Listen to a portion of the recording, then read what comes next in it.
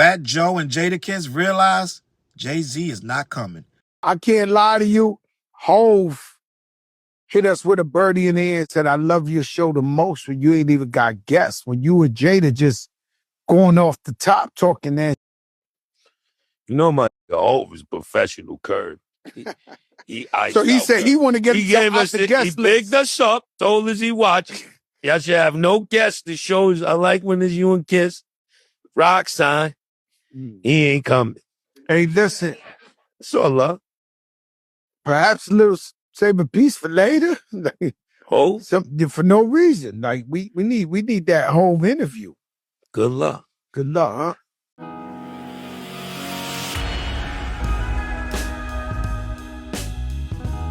What's up, word? Your boy Charles Brown back again talking facts. Hit that like button. Hit that subscribe. Hit the notification bell. Keep sending those cash outs to CLBMG. Join the membership. And all you buying that merch down below, gang. Listen. So, Fat Joe and Jada did the impossible. I'm just going to be honest. They've done a show where they've single-handedly inserted themselves as one of the top 5 podcasts, hip-hop podcasts in the business within a matter, I want to say it only took them about 3 months, 6 tops to usurp and surpass most of the podcasts out there right now. They are in the discussion heavily, gang. And they also, the second thing they did was restored and repaired Fat Joe's reputation to a degree, because what they did was took Fat Joe from hated, right? People started to really hate Fat Joe with those takes about 50% of hip hop was created by Latinos, which was a very strong. It was a misguided take. Yeah, they were there, but it damn sure Fat Joe, there wasn't no 50%. Ain't nowhere in the world you're going to say that, right?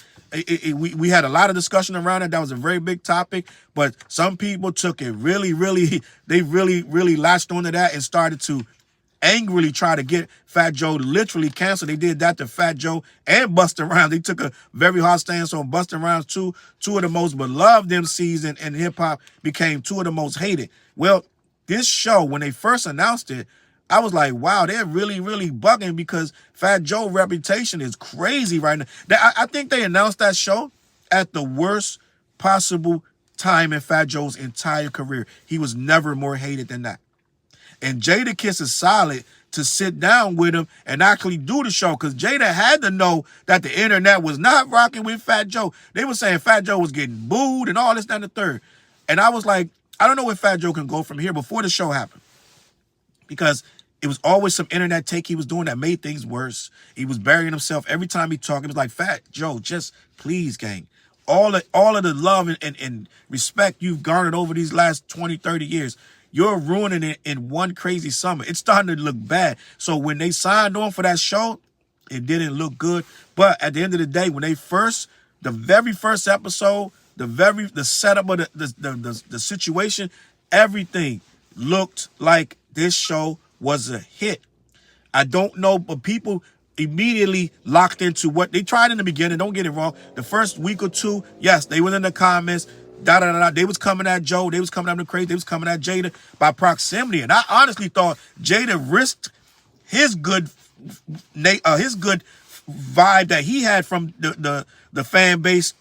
He risked his reputation by sitting down with Fat Joe. They took a gamble, and guess what? That thing took off, because what happened was Fat Joe went from hated to kind of cartoonish in a way. They started calling him the most lionest man in hip hop. And as a liar, if you looked at it as a liar, that's kind of cartoonish, right? The story started to balloon into these massive whale of a tales, and people started to be like, oh man, that dude, here you go with he's welling again with these fantastic tales that's going nowhere. Nobody believes him. He became almost the jester of hip hop, and people started to be like, oh, here he go with these stories again. So he wasn't hated no more. He was almost interesting, right? His takes started to become debatable. They started to become these hot takes where you can sit back and actually debate. Are these things true? Is he accurate? Does he have merit? They moved away from the Latinos in hip hop and started to just talk about these stories. And Jada was always there with he had the calmness, and then the other side of the coin. A lot of times he was the realest in the room, the realist, right? He would take things from a different standpoint, and for a time it was good. Now that show is one of the top shows on there, and it's very watchable. And these two can banter back and forth. And now we at a point where people really respect what Joe and Jada have done. With that being said, I am just finding out that they are produced by Rocnation. I didn't know that. I never once thought about who they're produced by, which would bring Jay-Z into the picture. Now, I have an article by Gabriel Braz Navarez where he's talking about Jay-Z loves that show, but he made it known in certain terms he's not coming. Everybody and their mom has tried to get Jay-Z, right? Nori's tried to get him. Elliot has tried to get him. Everybody think they're going to get the Jay interview. I think Elliot did get him, but that was at least, man. Wasn't that back when 444 came up? It was a long time ago. I don't know of anybody getting Jay-Z recently. So nobody can get Jay-Z. Jay-Z almost went on Taxstone's show at some point, I heard. Maybe he did, I don't remember. But everybody thinks they're going to get that elusive HOV interview. That's more elusive than a Drake interview, and Drake interviews don't happen either.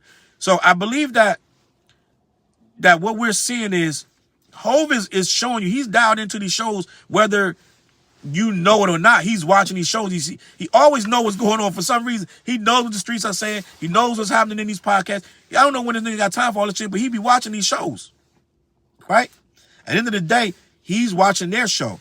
And what happened was, once again, they tried to get him on the show just like everybody else. He doesn't go to nobody's shows, gang. He just hasn't. It doesn't make any sense for him at this point. But I want to have this conversation. Jadakiss called Jay-Z a professional curver after HOV praised him and Fat Joe, right? So a professional curver. We know that Jay, we hear the infamous story of Jay being like in parties and somebody will ask him for an autograph or something. I think was it Nori asking for a picture or something. He was like, be cool. He wasn't disrespectful. He just like, be cool. Chill out. And that's it. He ain't got to say nothing else. He ain't got to check you or get irritated. It's like, oh, you know, to just put your phone back in your pocket, go get some pate and chill out, right? So mostly people understand that you're going to get a one-liner, so don't ask, or if you do ask, expect some little slick, cool way to curb you. And that's what Jada's calling him. Let me read this article. Fat Joe and Jadakiss have different levels of hope when it comes to potentially securing a Jay-Z interview for their podcast. Rocnation is one of the entities producing the Fat Joe and Jada podcast. It's called Joe and Jada, from none other than Fat Joe and Jada. So it's only natural they would show love to Jay-Z.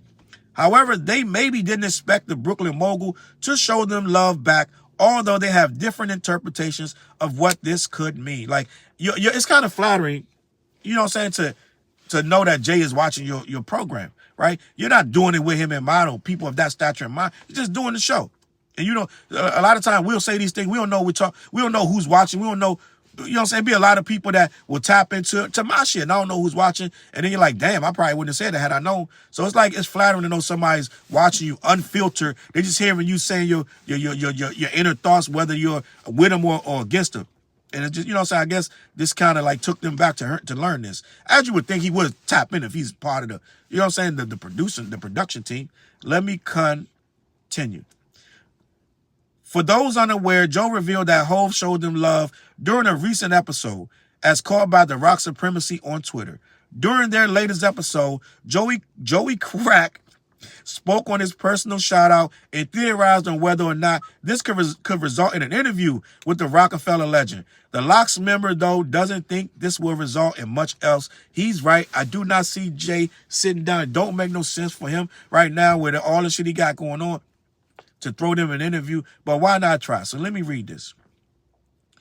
Joe says, quote, I can't lie to you. HOV hit us with a birdie in the air. He said, I love your show the most when you ain't got no guests. When you and Jada just going off the top talking that shit. So he said he want to get himself on the guest list. This is what Jada said to Joe. He said, hey, listen, perhaps a little, save a place for later for no reason. Like we need that HOV interview. And then Jada goes, you know my nigga HOV is a professional curver. He bigged us up, told us he's watching. Y'all should have no guests on the show. I like it when it's you and Kiss. That means he ain't coming. It's all love, right? And then Joe said, I'm trying to get him. And then Jada said, good luck. So basically, they realize it's like a white whale. You can't really, you really ain't gonna never see a white whale. It would be a great interview because imagine Jay on there. First of all, that interview got to be good 4 hours. It's too much to cover. They're going to go back to Pun. They got to talk about Pun didn't rock with Jay-Z, all these little rumors, this, that, and the third. Then they got to talk about Joe. When they didn't get along with Jay, they got to be a buck about that. So that's going to be the first 2 hours. All that old turn squad shit, that's 2 hours of talking, which going to get clipped up. The show going to be through the roof. Like, the clips from that show, that shit going to run for a month. Of just off the first 2 hours. Second 2 hours going to be how they made up, what made Jay-Z jump on, lean back, all that shit. Like, it's another 2 hours of just talking, let alone the Locks conversation. Gang, that you're going to talk about Diddy. You're going to talk about when Rockefeller Records first got with their Locks. All this, it's too much to cover. That's 2 episodes, gang. That's 2 episodes, 3 hours each. It's just too much to talk about. I don't know. It would be incredible. Just to be honest, because all the stories Fat Joe, true or false, gonna hit him with, and then Jada gonna bring up this, that, and the third. HOV gonna interject. It's gonna be too much. It would be a moment in time. I think it'd probably be the best interview of 2026. Let's just be honest. And we just got it. I don't think no one surpassed that. So if they could get it, it would be better, in my opinion, than Nori. I'm just gonna be honest. Them two would have more to say about a Jay-Z than a Nori. Because they got more things to discuss, in my opinion. And I personally don't want to see a drunk Jay-Z.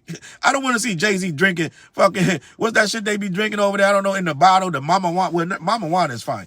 But they be drinking some other shit no. Tiger Claw or some shit. At the end of the day, I don't want to see HOV drunk. I don't need a damn Benzino moment with Jay-Z. All right, it's just my opinion. For those unaware, this isn't the first time that Fat Joe and Jadakiss discussed Jay-Z on their podcast. They debated back in August about will.i.am's take that Black Thought is way better than HOV, something they disagreed with heartily. I did a video, this down in my videos back when that happened, about the truth of Black Thought and Jay-Z, who would win that battle, who's the better MC. I did a lengthy video and discussion. If you want to tap in and watch that, I'm gonna try to put that in the not in the comments, but it'll be in the links. You'll see it somewhere. It'll pop up on the screen. All right, so go back and watch that. I did have a conversation about Black Thought and Jay-Z, who would win. And it's lengthy because it's not that simple. It's not an easy conversation to just have. You know what I'm saying? Let me continue. In addition, Fat Joe reflected on his Jay-Z beef last September. He claimed that he lost out on many business opportunities and brand deals due to his tension, plus other feuds in New York hip-hop in the 2000s. The speculation from Joe and Jada whether or not Jay being a guest on their show mirrors recent speculation about a new Jay-Z album. Recent remarks from folks like The Alchemist and Cash Cobain led folks to these rumors, but like usual, they haven't really manifested into anything, and it doesn't seem like they will anytime soon. So basically, it looked like I even speculated on Jay having an album. Jay got to be working on something. It's not even, it make no sense with all this shit going on, all the things he's been through in the last 3 years right now, with all this Super Bowl shit, this Kendrick shit, this allegations with this lady about he did this, that, and the third. It's so much going on. There got to be an album coming. It has to be, in my opinion. I can't see HOV just going another 5 years, no music. So this is the perfect time to drop. Old Heads is winning. We just saw Nas drop a great album, regardless of what you guys think about the beats, right? We just saw Nas drop a great album. And right now, 40-plus-year-old rappers, they bringing hip-hop back to where it's supposed to be. We thought I never thought the youngest was going to do it, but the youngest could have did it. They didn't. Right now, this is the perfect time for Jay to drop because people's ears is open for lyrics and they want bars and they want real music, man. At that note, man, I'm out of here, man. Get in the comments. Let me know what you think. Head on over to black-yeti.com. Let them know who sent you. They ship all over the continental U.S. Also, every Wednesday night, we go live on The What Show. Me, TJ, and Fliz. Tap in. We be talking about current events and things of that nature on all 8 of my social media platforms. And we got a new video called This That. It's in my videos. It's off The What Project. That is on also streaming platforms. Run that up. Go tap in. Find that on wherever you listen to your music at. And let us know what you think in the comments of that video. That's right here on my page, all right? Listen, man, I'm out of here. I'm going to catch y'all on that flip side. Peace. Look, Mr. mission impossible to drop a few lines without dropping old times when Southern Hill was still a gold mine. When pistol grips was my shit and I sold mine. When Alias was not a show and they told mine. Elevate your mind with high quality THC infused products. BlackYeti.com. Black-Yeti.com.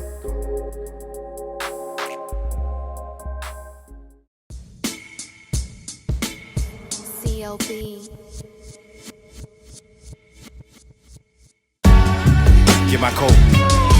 Get my sheepskin. Grab my wallet. Get my pocket knife. And get that hat right there. We out. Grab my pocket knife too. Let's go. When I first came to the city, niggas didn't believe me. I just wanted to join a team and throw assist pass easily. 6 man off the bench, alley-oop pass freely. Suit up for one game and hope a scout might see me. But nah, niggas is greedy, wasn't rocking with him. Unplugged the scoreboard, put a lock on the gym. Told me to power forward, point guard at the rim. And left me with no center and a ball full of phlegm. Not knowing that I'm a dog, a Rottweiler within. With the heart of a pit bull that don't bark for pretend. My bites cut deep, break the bone and the skin. With the level of hustlenomics you do not comprehend. So first I took a block down on the west side end. And then secured a spot with some goons and some kin.